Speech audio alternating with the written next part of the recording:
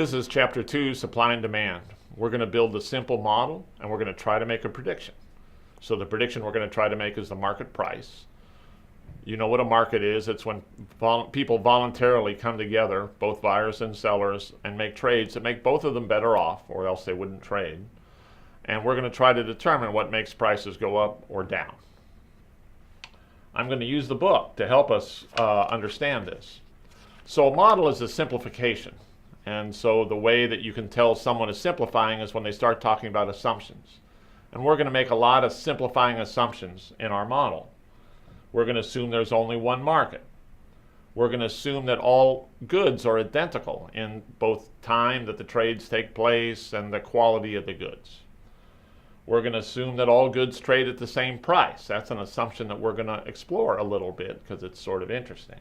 We're going to assume that everyone knows the exact same things. So we all know what we're buying and selling. So used cars might not be a very good example of this market, and we can talk about that at some point. And we're going to assume that there's a lot of traders in the market, both a lot of buyers and a lot of sellers. And so this many agents assumption is going to be important for behavior, and we're going to explore that as well. So the first thing to talk about in the market is a demand curve.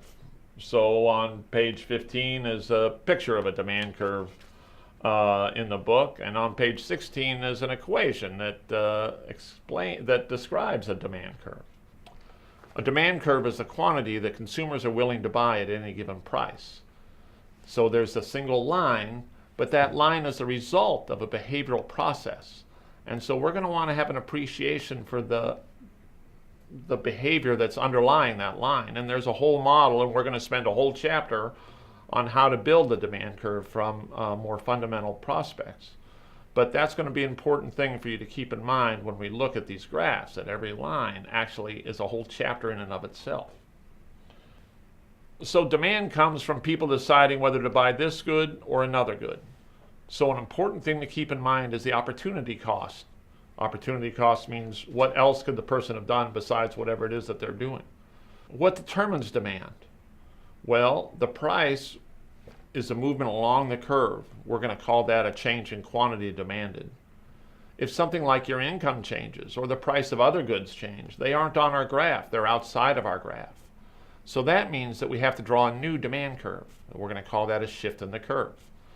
You're going to want to be really under control about shifts in curves and movements along curves. It's a key part of what you're going to be learning.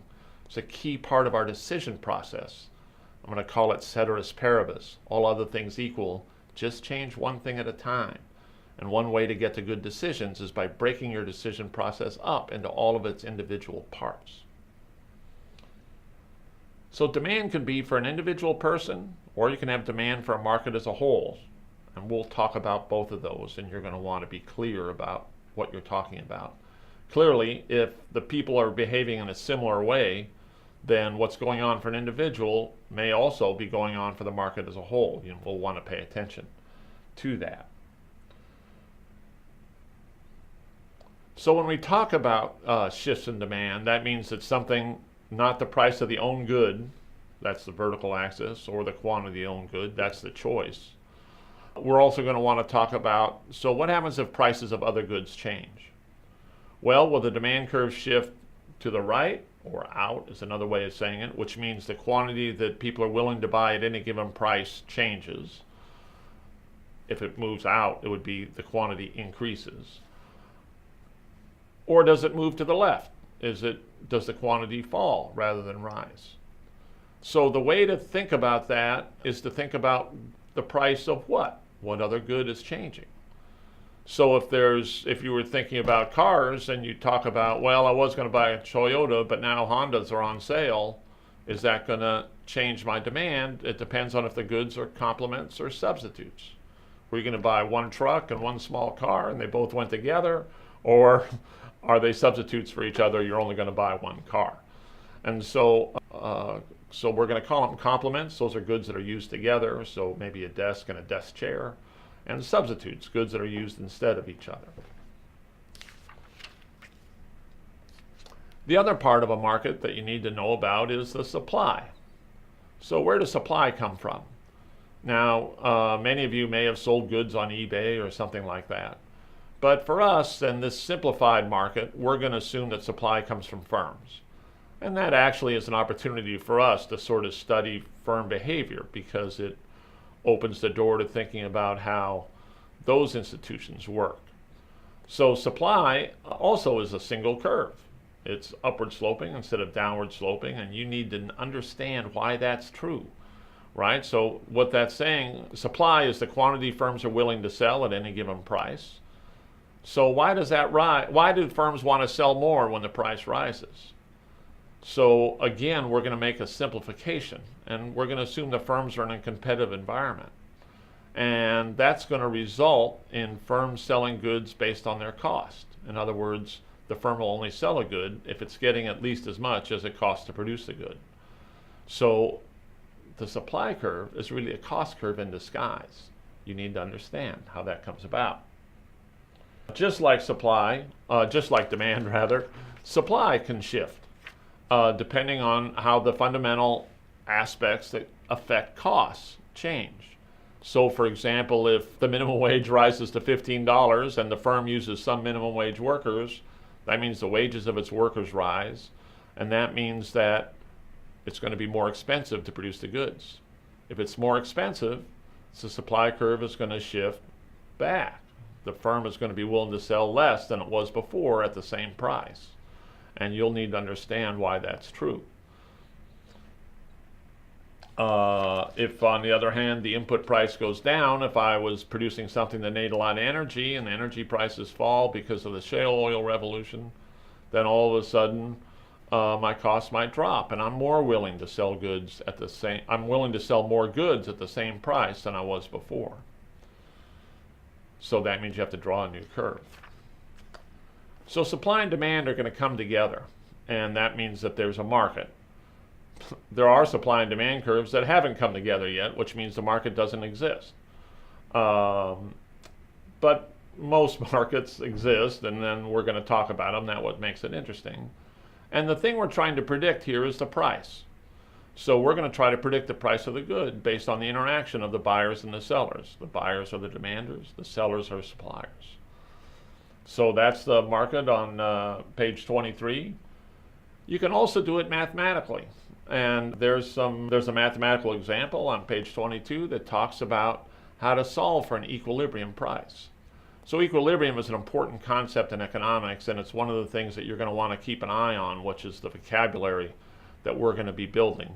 So we've already started building it. We've talked about suppliers, demanders, price, quantity, markets, models, right? And so make sure that you're an expert at the vocabulary of what we're doing. So equilibrium is an important concept. It means there's no tendency for change. Doesn't mean nothing will ever change, but it's not going to change unless something else changes. And so there can be an equilibrium price in the market. If either the demand curve or the supply curve changes, that equilibrium price might change. One of the predictive powers of our model is that we're going to think about the transition process from one equilibrium to another, so we can make a prediction about how price might change. The other concept that's in this chapter is to think about how much does it change. So this is getting a little ambitious, because you already have to be able to understand the model to even understand that price is going to change. But then the question is it going to change by a lot or a little? And the answer to that question is in something called elasticity, which means responsiveness. And so you're going to want to understand what responsiveness means. So it's the percent change in quantity demanded for percent change in price. That's the responsiveness of demand, or we're going to call it the elasticity of demand. And the same thing for supply. The percent change in quantity supplied caused by a given percent change in price. I encourage you to get on top of that. There's a formula to explain elasticity, and you want to be an expert at that. And the final part of that is to think a little bit about the causes of elasticity. What makes a consumer responsive or a firm responsive when the price changes? Clearly, if you have a lot of good substitutes and the price goes up a little bit, you might change. If you're a firm and it's the same thing, you could enter a different market instead of this one. If the price falls a little bit, you might decide the other market is the better one to be in. Those aren't the only causes. There's lots of them, and I want you to get on top of them. The book is a good source, although we'll explain it in class as well. Write a good paragraph about this chapter and be on top of it.